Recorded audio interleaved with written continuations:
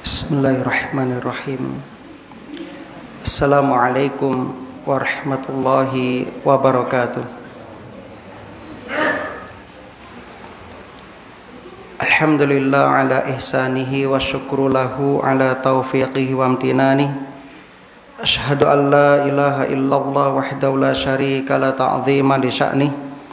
Wa ashhadu anna Muhammadan abduhu wa rasuluhu ad-da'i ila ridwani. Allahumma salli wa sallim wa barik wa an'im ala nabiyyina Muhammad wa ala alihi wa ashabihi wa ikhwani. Qala Allah ta'ala fil Qur'an, a'udzu billahi minasyaitonir rajim. Ya ayyuhalladzina amanu taqullaha haqqa tuqatih wa la tamutunna illa wa antum muslimun. Wa qala ta'ala ya ayyuhalladzina amanu taqullaha wa qulu qawlan sadida yuslih lakum a'malakum wa yaghfir lakum dhunubakum wa may yuti'illaha wa rasulahu faqad faza fawzan 'azima. Amma ba'd. Kaum muslimin dan muslimah, saudara-saudariku jamaah salat maghrib yang mudah-mudahan dirahmati oleh Allah di dunia hingga di akhirat. Alhamdulillah alladzi bi ni'matihi tatimmus sholihat. Segala puji bagi Allah yang dengan nikmatnya segala niat-niat solih hamba dapat terlaksana. Kita bersyukur kepada Allah di malam hari ini. Allah memberikan kemudahan, kesempatan kepada kita untuk dapat menghadiri sholat maghrib secara berjamaah, dilanjutkan dengan mengkaji ayat-ayat Allah Subhanahu wa ta'ala. Mudah-mudahan pertemuan kita ini kelak menjadi saksi yang akan memberatkan timbangan amal solih kita di hadapan Allah Subhanahu wa ta'ala. Amin ya rabbal alamin. Dan tak lupa kita juga berdoa mudah-mudahan ilmu yang kita pelajari ini menjadi ilmu yang bermanfaat. Allahumma inna nas'aluka ilman nafi'an wa rizqan thayyiban wa amalan mutaqabbalan. Allahumma anfa'na bima 'allamtana wa 'allimna ma yanfa'una wa zidna ilman.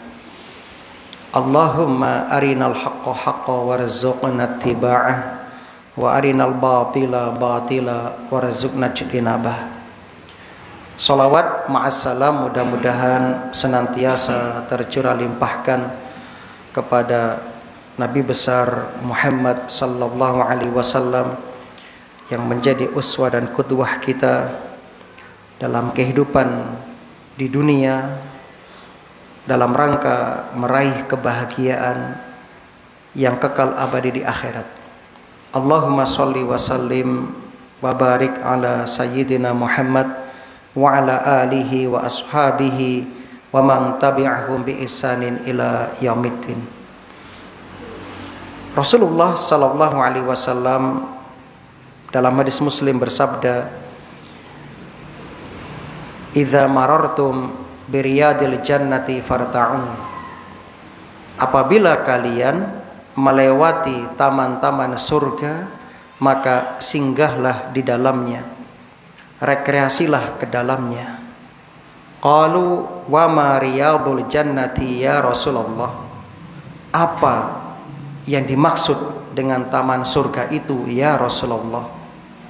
Qala hilakudz dzikr, majelis ilmu. Majelis ilmu seperti yang kita hidupkan di malam hari ini. Kaum muslimin dan muslimah yang berbahagia,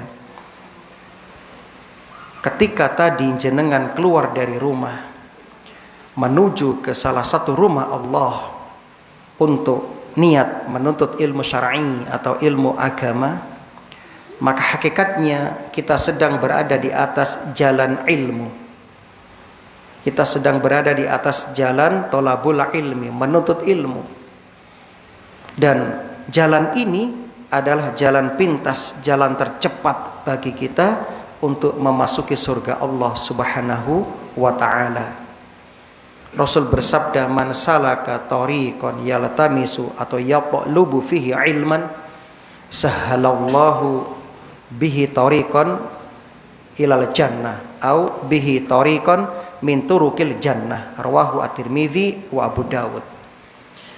Barang siapa menempuh jalan menuntut ilmu, maka Allah akan memudahkan jalannya untuk menuju surga, untuk memasuki ke dalam surganya.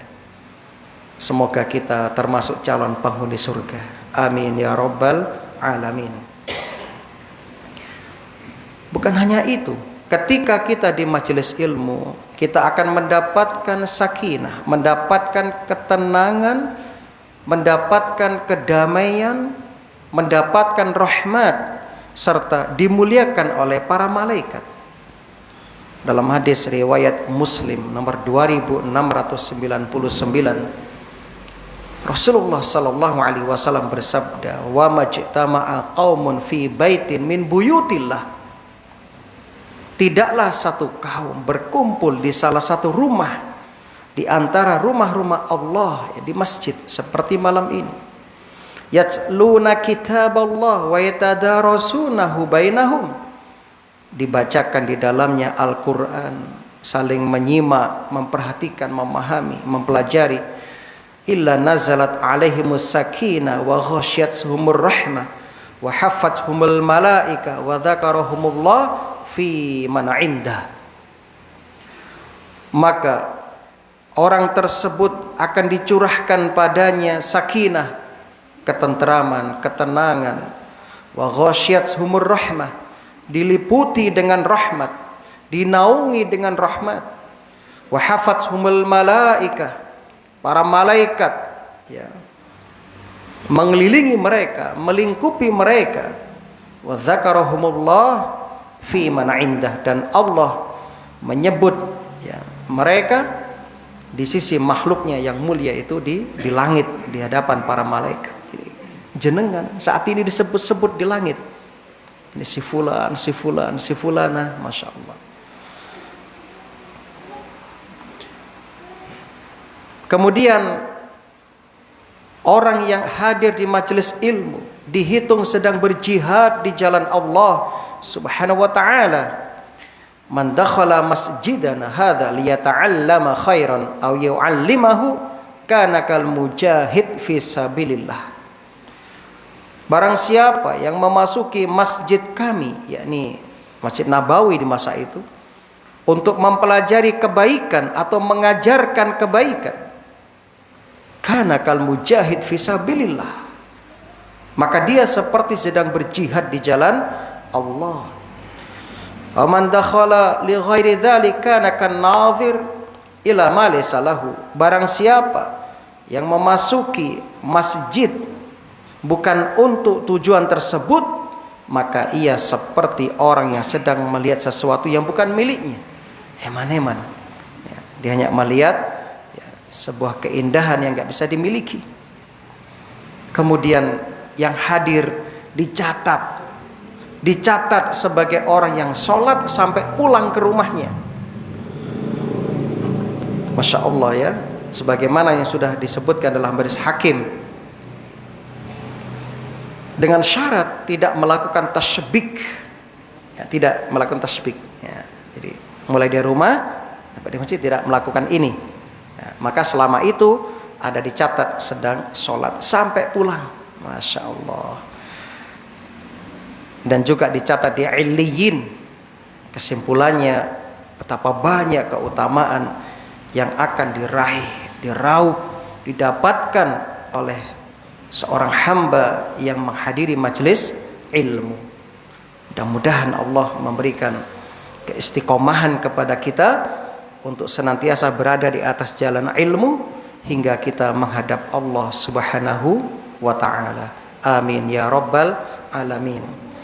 Alhamdulillah, di malam hari ini kita memasuki penghujung dari bulan ya Rajab. memasuki tanggal 28, 29 ya, Ahad insya Allah tanggal 30. Berarti akan memasuki bulan Sya'ban, bulan Sya'ban. Maka kaum muslimin, bulan Sya'ban itu bulan yang dilalaikan oleh kebanyakan manusia. Maka ketika Anda beribadah kepada Allah di saat orang-orang lalai, maka itu pahalanya berlipat ganda, pahalanya besar. Rasul bersabda dalam hadis Muslim, al-ibadatu fil harji kahijrati ilayya.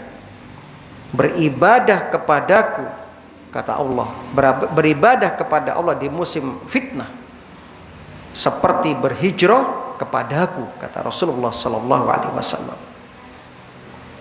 Di musim fitnah itu Allah dilalaikan. Sedangkan kita sebagai orang beriman tidak boleh lalai kepada Allah. Dalam surah Al-A'raf ayat 205 Allah berfirman, fala takum minal ghafilin, fala takum minal ghafilin, maka janganlah kalian menjadi orang-orang yang lalai. Gak boleh. Bulan Sya'ban itu dilalaikan. Kenapa? Sebab orang sibuk beribadah di bulan Rajab, bulan haram, kemudian fokus setelahnya di bulan menunggu datangnya bulan Ramadan, sehingga Sya'ban dilalaikan. Maka beribadah di bulan ini pahalanya luar biasa di bulan Sya'ban ini. Sehingga Nabi memperbanyak puasa di bulan Sya'ban. Bahkan Nabi mengatakan ahabbul syuhur, bulan yang paling aku cintai untuk berpuasa padanya ya bulan Sya'ban, untuk berpuasa sunnah maksudnya. Bahkan hampir-hampir Nabi itu hampir 1 bulan penuh berpuasa di bulan Sya'ban. Sedikit Nabi tidak berpuasa di bulan Sya'ban. Sama seperti sholat yang paling utama itu sholat apa? Setelah fardu, setelah wajib, sholat tahajud. Kenapa tahajud menjadi sholat yang lebih utama, yang paling utama setelah sholat wajib? Karena tahajud dilaksanakan di saat manusia lalai, yaitu di sepertiga malam terakhir. Mudah-mudahan kita tidak termasuk yang melalaikan bulan Sya'ban. Ya, biasa bulan Sya'ban itu orang-orang itu sibuk ya mempersiapkan untuk belanja yang bisnis ya, dan belanja dan sebagainya, persiapan untuk Ramadan dan hari raya. Bahkan yang rehab rumah itu juga pesan sama Pak Tukang, kalau bisa sebelum Ramadan sudah selesai ya.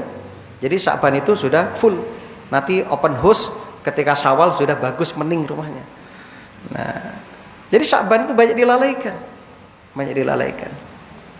Kalau bahasanya lebih mudahnya itu, kalau ada Pak RT kemudian didatangi tamu yang sebelah kanan Pak RT itu adalah menteri pendidikan misalnya, yang sebelah kiri itu menteri pertanian misalnya, datang ke desa Anda ya, berjalan bersama 3 orang ini, satunya Pak Menteri, satunya Pak RT, sebelah juga menteri. Kira-kira yang disambut itu yang diutamakan menyambut Pak RT-nya apa menterinya kira-kira?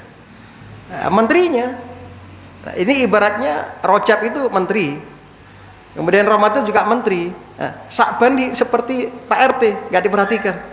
Nah, kenapa? Fokus memperhatikan Pak menterinya, yaitu Rajab sama Ramadan.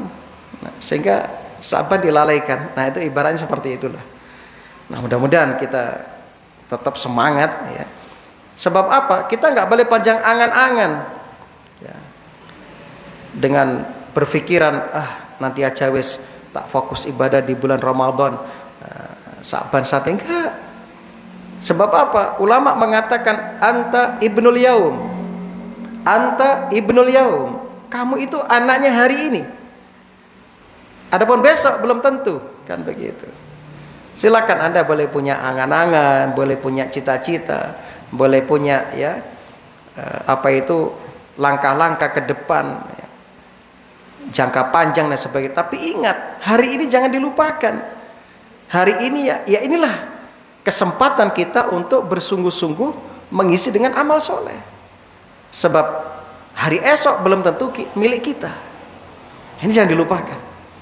Artinya boleh Anda fokus menyambut Ramadan, tapi jangan lupa Sya'ban itu yang Anda hidup di dalamnya, yaitulah kesempatan Anda beramal soleh. Sebab belum tentu Anda ketemu Ramadan. Nah, tapi minimal sudah berniat untuk ibadah di bulan Ramadan. Jika ditakdirkan wafat di bulan Sya'ban, Anda sudah mendapat pahala Ramadan. Nah, sebagaimana yang Nabi sabdakan, barang siapa yang tidur kemudian berniat untuk sholat tahajud, ternyata bablas, bangun-bangun sudah subuh, Anda sudah mendapat pahala sholat tahajud. Masya Allah. Kalau gitu tidur terus ya? Ya enggak begitulah. Nanti ada ikhtiar, pasang alarm ya, pesan sama istri, dek engkau bukai, seperti itu. Dilala bablas, itu rezeki dari Allah, sedekah dari Allah, disyukuri. Tapi masuk bendino apa bablas gitu kan. Berarti gak niat itu namanya. Nah, kita lanjutkan. Alhamdulillah, pada pertemuan yang lalu kita telah menyampaikan di antara watak orang-orang Yahudi yang mana mereka itu sangat sadis, bengis, ya, jahat, super jahat. Terbukti, ya, nabi-nabi mereka dibunuh. Ya, orang-orang soleh di antara mereka yang mengajak kepada kebenaran dibunuh. A'udzubillahi minasyaitonirrajim. Innal ladzina yakfuruna bi ayatillah wa yaqtuluna nabiyyina bighairi haqq. Sesungguhnya orang-orang yang kafir kepada Allah dan membunuh para nabi dengan sebab yang tidak dibenarkan. Dan ingat, kita sudah jelaskan ayat ini tidak boleh dipahami dengan mafhum mukhalafah. Berarti ada nabi yang dibunuh? Enggak. Ada nabi yang boleh dibunuh? Tidak. Sudah kita jelaskan kan kemarin panjang lebar. Wa yaqtuluna alladzina ya'muruna bil qisti, serta membunuh orang-orang yang memerintahkan berbuat adil minan nas, di antara manusia, para ulama. Fabasyirhum bi'adzabin alim, sampaikan kepada mereka kabar gembira dengan azab yang pedih. Ulaikal ladzina habitat a'maluhum fid dunya wal akhirah. Dan mereka orang-orang yang terhapus semua amalan-amalan mereka di dunia dan di akhirat. Wa ma lahum min nasirin, dan mereka tidak akan mendapatkan seorang penolong pun. Kemudian Allah berfirman pada ayat berikutnya, di antara ya salah satu bentuk tidak bersyukurnya ahli kitab. Alam taro, ya, tidakkah engkau memperhatikan ilal ladzina, kepada orang-orang yang utu nasiba minal kitabi, telah diberi bagian dari kitab, yakni Taurat maksudnya. Siapa yang dapat Taurat? Siapa? Yahudi, laknatullah alaihim. Yud'auna ila kitabillah, mereka diseru, diajak berpegang kepada kitab Allah. Liyahkuma bainahum, agar supaya memutuskan perkara di antara mereka. Summa yatawalla fariqum minhum, kemudian sebagian dari mereka berpaling. Wahum mu'ridun, sambil menolak kebenaran. Nah, ini namanya sudah kita jelaskan kemarin, bentuk-bentuk kufur. Ternyata Yahudi itu kufur juhud, ya, mengingkari. Sudah tahu kebenaran tapi diingkari, ditolak. Nah, ini naudzubillah. Semoga kita tidak seperti Yahudi. Jadi orang yang tahu petunjuk, ngerti benar, ngerti salah, namun tetap yang salah itu dibela, yang benar itu disalahkan, ya, maka dia telah tasyabuh atau menyerupai Yahudi, laknatullah alaihim ajmain. Kaum muslimin dan muslimah rahimani wa rahimakumullah. Kalau kita perhatikan ayat ini, ayat ini memberikan beberapa faedah kata para ulama. Yang pertama, annahu laisa kullu man a'ta ilman yuwaffaq lil amali bihi.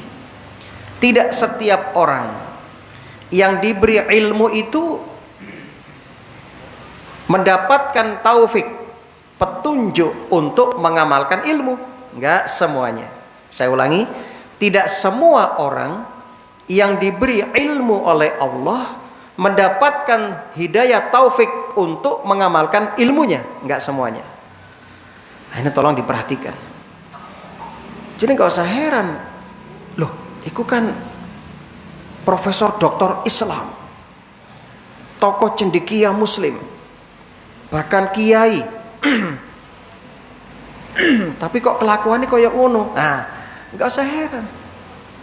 Jadi enggak semua orang yang berilmu itu mendapatkan taufik mampu mengamalkan ilmunya. Nah, itulah dua macam hidayah yang sering kita jelaskan. Mungkin Bapak Ibu masih ingat ketika kita membahas surah Al-Fatihah dulu tentang ihdinas siratal mustaqim, tunjukilah kami ke jalan yang lurus ya. Tunjukilah kami ke jalan yang lurus. Pertanyaannya, kenapa kita selalu meminta petunjuk, Ustadz? Apa kita belum di atas petunjuk? Sudah, namun kita harus ingat petunjuk ada dua macam. Yang pertama petunjuk ilmu, hidayah ilmu, atau irsyad atau bayan ya, seperti malam ini jenengan sedang mendapatkan hidayah ilmu, mendapatkan penjelasan, keterangan, ya, membaca kitab dan sebagainya, belajar kepada guru, itu hidayah ilmu ya. Kemudian yang kedua hidayah taufik. Untuk hidayah taufik ini murni hak Allah. Kita nggak punya hak di sini. Rasul pun nggak bisa. Terbukti ketika sang paman meninggal dunia dalam kondisi kafir, ya, Rasul itu ingin mendoakan sang paman. Dan Rasul merasa bersalah karena tidak mampu memberi petunjuk sang paman. Lalu Allah menegur, innaka la tahdi man ahbabta. Ya Muhammad, kamu itu tidak akan bisa memberi petunjuk orang kamu cintai. Artinya petunjuk taufik, yaitu kemampuan, kemudahan untuk mengikuti kebenaran dan mengamalkan kebenaran. Gak semua orang dapat ini. Nah, itulah yang kita ulang-ulang permintaan kita dalam sholat, minimal 17 kali yang sholat wajib, yaitu hidayah taufik. Kalau hidayah ilmu, wakeh di internet itu sekarang buka YouTube kajian ustadz siapa ada, itu hidayah ilmu. Baca artikel ada, majelis ilmu banyak, namun kemampuan mengamalkan ilmu itu yang sulit. Dan terbukti ketika mendekati musim pesta demokrasi seperti ini, kiai yang dari dulu menyampaikan sabda Nabi SAW, Allah melaknat ar-rashi wal murtashi, orang yang menyuap dan yang menerima suap, pemilu bubar ilmunya. Gak nyantol blas ini, betul apa enggak ini? Coba jenengan tingali, yang menerima suap dengan tidak menerima suap banyak mana? Mayoritas menerima suap. Anda mungkin dianggap orang aneh, mungkin sok suci, jamaah takwa gaya gak gelem tiket duit, pasti begitu. Bukannya gak mau, kita itu sudah ngerti ilmunya gitu loh. Kita lebih takut kepada Allah ya, sudah, Anda gak usah takut, katakan aja tidak, selesai ya, kita lebih takut kepada Allah, kepada neraka Allah gitu. Eman-eman nuntut ilmu bertahun-tahun ya. Setiap 5 tahun bubar ilmu nih, Masya Allah. Maka kaum muslimin yang berbahagia, ini penting diketahui, dipahami. Nah, itulah taufik kaum muslimin. Banyak orang nggak paham di sini. Atau mungkin mereka sudah ngerti ini nggak boleh, tapi tetap dilakoni. Itu namanya jarkoni, iso ngajar gak iso ngelakoni. Naudzubillah. Maka kaum muslimin, dari ayat ini kita tahu ahli kitab sudah mendapat petunjuk irsyad, petunjuk ilmu, petunjuk bayan, keterangan, penjelasan. Nabi Musa sudah menjelaskan, Nabi Harun juga membantu. Bahkan setelah Nabi Musa dan Nabi Harun wafat, diutus ratusan nabi kepada mereka. Sampai Nabi Isa diutus juga kepada mereka. Nabi Sulaiman, Nabi Dawud ayahnya, terus nabi-nabi diutus kepada mereka. Sampai akhirnya mereka menunggu Nabi akhir zaman dan melakukan eksodus, perpindahan besar-besaran ke Madinah.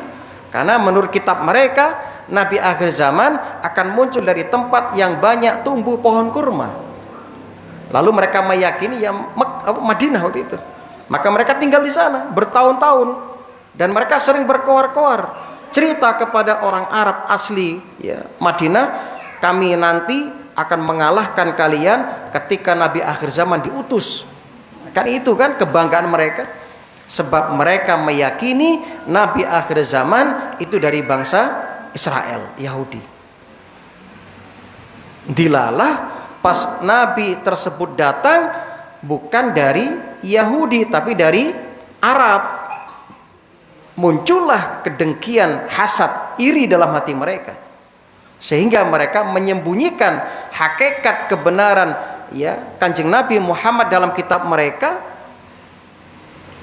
Kemudian mereka memusuhi Rasulullah Sallallahu Alaihi Wasallam. Sampai sekarang mereka benci kepada Islam. Nah, mereka tahu ilmu tapi tidak bisa mengamalkan ilmu. Maka pahami di sini, jangan pernah kita merasa pede dengan diri kita. Tenang, aku sudah sarjana, aku sudah doktor Islam, gak mungkin tersesat. La haula wala quwata illa billah. Betapa banyak contoh-contoh orang yang ahli ibadah ternyata di akhirnya tersesat. Masih ingat kan Bapak Ibu kisah seorang muadzin yang tiap hari azan di Mesir di zaman itu, tukang azan. Bisa dibayangkan, dia orang pertama yang masuk masjid tentunya, karena yang azan. Sampai bertahun-tahun, 15 tahun lebih dia azan. Ternyata suatu hari dia melihat seorang wanita beragama Nasrani, tetangga masjid, lalu jatuh cinta kepadanya. Lalu dia pun turun menyatakan cintanya. Ternyata keluarga si wanita menerima cintanya dengan syarat pindah agama. Demi cinta seorang laki-laki kepada gadis pujaan, dia pun rela murtad. Lalu murtadlah dia, lalu menikah. Pas setelah menikah, di malam pertama naik loteng, kepleset, jatuh, mati dalam keadaan kafir. Jadi nggak ada jaminan kita nanti akan mati di atas apa, kita nggak tahu. Maka kita berusaha setiap saat berdoa, Allahumma ya muqallibal qulub sabbit qalbi ala dinik. Wahai zat yang membolak-balikkan hati, teguhkan hatiku di dalam agamamu. Hati-hati, nggak ada jaminan. Naam, lihat Yahudi mendapatkan kitab, mendapatkan petunjuk, ilmu, bayan, keterangan, namun ternyata tidak mampu mengamalkan ilmu. Na'udzubillah min dzalik. Yud'auna ila kitabillah liyahkuma bainahum summa yatawalla. Diajak berhukum dengan kitab mereka, malah mereka berpaling. Nah, jangan sampai kita seperti mereka. Kemudian pelajaran berikutnya kaum muslimin. Di sini menerangkan kepada kita bahwasannya orang-orang yang sudah ditegakkan hujjah kepada mereka, sudah disampaikan keterangan-keterangan, penjelasan-penjelasan tentang hukum, tentang hidayah kepada mereka. Lantas mereka diseru namun tidak mau mengikuti petunjuk tersebut, maka orang itu berhak mendapatkan celaan. Allah mencela mereka, Allah memaki mereka, Allah menghinakan mereka. Maka ini hendaknya kita ambil pelajaran juga, ketika sudah datang ilmu kepada jenengan, maka berdoalah kepada Allah agar mudah mengamalkan ilmu. Dan tentunya ini membutuhkan kelapangan dada. Maka jangan lupa juga perbanyak berdoa, Rabbi syrah li sadri wa yassir li amri wahlul 'uqdatam min lisani yafqahu qawli. Nah, seperti doa Nabi Musa. Kaum muslimin yang berbahagia, itu penting. Sebab kadang kita itu, naudzubillah, ada terjangkit virus takabur, kesombongan, seperti iblis. Dosa pertama, sombong. Iblis ketika diperintahkan oleh Allah sujud kepada Adam, apa kata iblis? Saya lebih baik daripada dia. Saya diciptakan dari api, dia dari tanah. Dia tidak melihat siapa yang memerintah sujud, Allah. Akhirnya apa? Diusirlah dari surga, diharamkan masuk surga selama-lamanya. Artinya kaum muslimin, banyak di antara kita tahu ini benar, tapi karena ada sedikit kesombongan dalam hati kita, akhirnya kita menolak kebenaran. Ketika datang kebenaran, dilihat, loh kok kelambinya gak podo mbek kelambiku? Ditolak.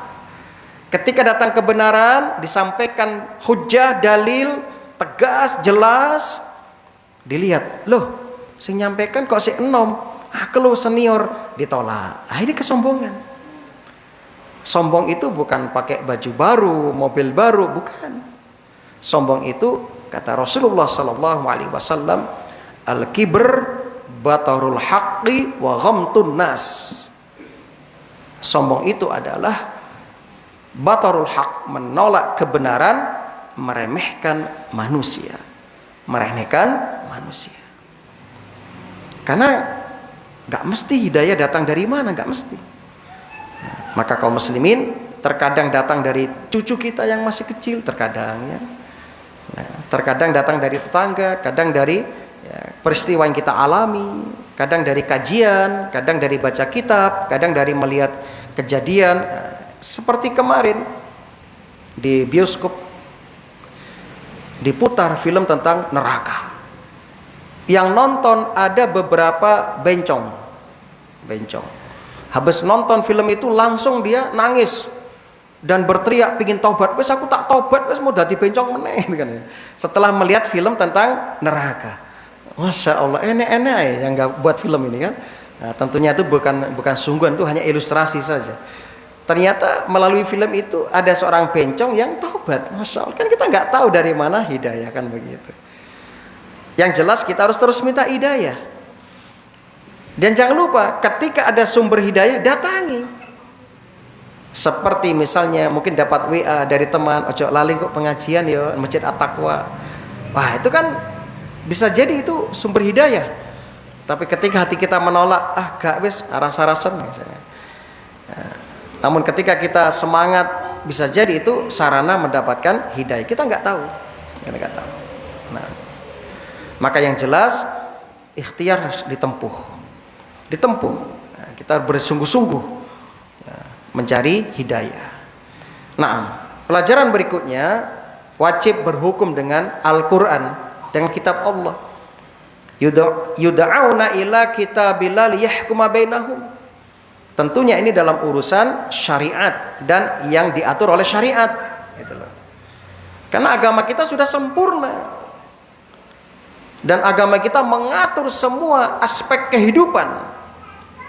Jangan dikira Islam hanya mengatur ibadah mahdoh di masjid saja, enggak.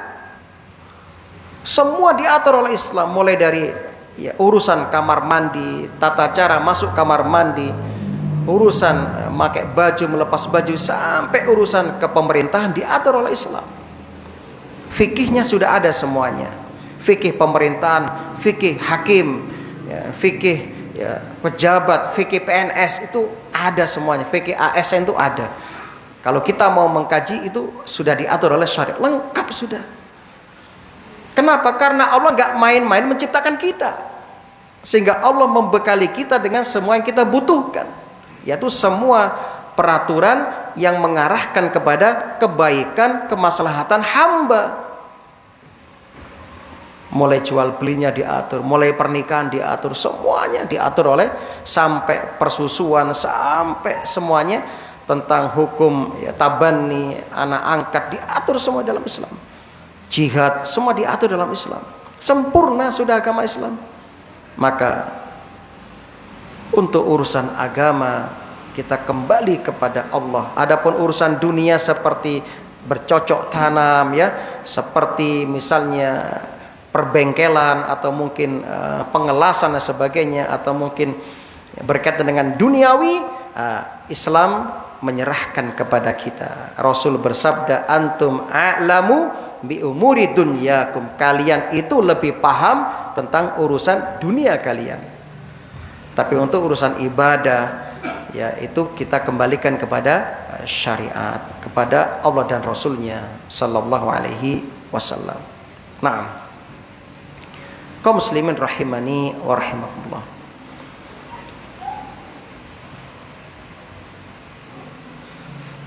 Kemudian dari sini kita tahu ternyata ketika diajak kepada petunjuk, kepada hidayah untuk mengikuti hukum Taurat, enggak semuanya di antara mereka yang menentang. Ada di antara mereka yang menerima petunjuk, seperti Salman Al-Farisi radhiyallahu an. Itu kan dulu mantan Majusi, penyembah api, terus hijrah menjadi muridnya pendeta kan gitu kan.